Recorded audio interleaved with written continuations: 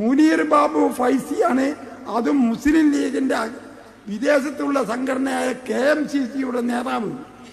അയാൾ എങ്ങനെയാ കൊണ്ടുവന്നതെന്ന് പറയാൻ ഈ പെണ്ണുങ്ങൾ ഇവിടെ ഇരിക്കണമുണ്ടെന്നൊക്കെ പടച്ച തമ്പുരാനെ ഞാൻ അത്ഭുതപ്പെട്ടു പോയി. ഇയാളെ കഴുത്തി കടത്തിയിട്ട് ആ സാധനം വലിച്ചെടുക്കുന്ന ഫോട്ടോ എൻ്റെ മൊബൈലിലുണ്ട്. ഞാൻ വേണമെങ്കിൽ കാണിച്ചു തരാം. ആര്? ഫൈസി. പറയാൻ പാടില്ല, ഓ ഇസ്ലാമായി പോയി. ആ മുസ്ലിയാരാണേ. മുനീർ ഫൈസി എന്നാണ് അദ്ദേഹത്തിൻ്റെ പേര്. ഇന്നലെയാണ് ഈ സംഭവം. വലിച്ചിങ്ങനെ എടുക്കുക. എത്ര? 60 ലക്ഷം ഉറുപ്പ്യ വില വരുന്ന 1677 ഗ്രാം സ്വർണം ഇവൻ്റെ പറയിപ്പിക്കാനില്ല പോലും.